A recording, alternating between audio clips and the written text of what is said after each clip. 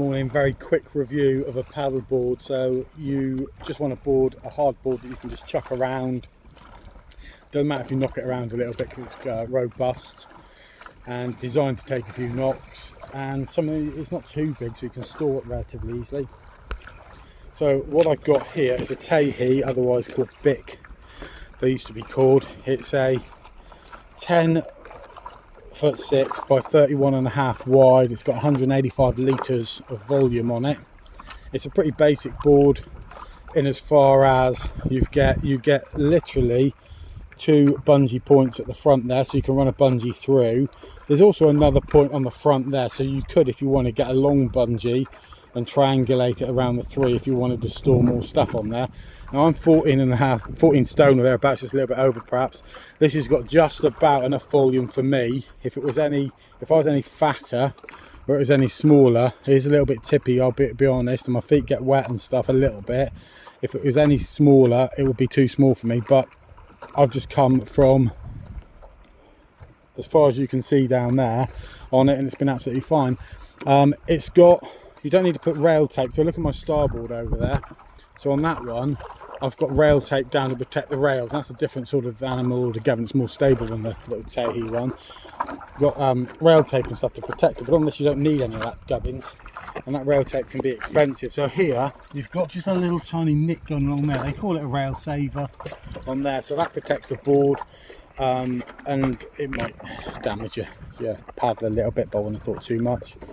It's got a really nice pop-in fin on the back, so it's got a I'll show you a photo on the side there what the fin looks like, but it's a surf style of fin, and you can just pop it in and out. You don't need any keys or any screws or anything to get it in and out, and it's really quick to put it in and out, which is great. It's a heavy board. It's heavier than the starboard, which is 2 foot longer, so it's quite a heavy board. So manoeuvring it around, lifting it on top of the car and all that, you've got to have a bit of physical strength to do that, but that's okay. It's got a single handle in the middle, and it's got a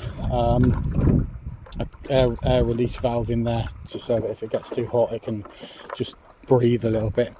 The handle's perfect when the fin's on.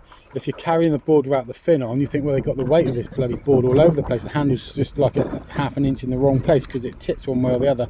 As soon as you put the fin on, it sort of levels itself out, so it's absolutely fine. So there you go. That one there I think cost me about 350 quid new. I bought a separate bag as well for it to go in, which was fine. So it's a cheap board for a hard board, really cheap. I don't think you'd get a new hard board for less. In fact, I don't think there's one on the market. I would have perhaps gone a little bit longer. I was looking at some a bit longer, but no one would post it. You couldn't get them, any of them, they could not post it. It's like, oh no, we don't post those. What are you on about? Of course you can post it, no. So these guys had this one on a sale price. I think I got it from Supco UK. I had to buy the leash. I bought that. It's a Goosehoo leash. Actually, it's not a bad leash. So I had to buy that myself. But they reckon it's going to be good for surfing. So there you go. Out of 10, I mean, it's my fault I'm a fatty, really. I want to share something with you now, right? I want to share something with you. Right, there's something coming through now. And what you've got here, folks, is you've got sleek lines, you've got elegance, you've got sophistication, and that's because this is the one thing that we all know so much about and we love so much. So if you are watching this, say it out loud, say it out proud. There we go. That's what we call, folks, a GWR. That is what we call in the trade GWR. Next stop, Newton Abbot. So we're at Flow Point here on the Tean Estuary. So anyway, out of 10, I would give it a solid 8 out of 10 because it is what it is. If you wanted a performance board, you get something else. If you wanted a lighter board, you get something else. If you want something that's rugged, not too big, because I've got a limited area where I can store this without it getting in the way of things. So it's the right length for that. So there you go, 8 out of 10 board. If you're over 14 stone, I would say you might want to go for the bigger board, 200 litres, so 185 litres if you're 14 stone, and you're not going to be taking too much stuff on it, on the board with you, and you've got to have some degree of balance. The bigger board will be more stable and you'll have drier feet. But there you go, Tahe Beach Performer 10.6.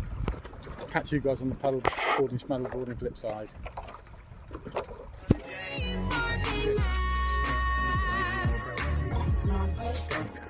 I couldn't have said it better myself.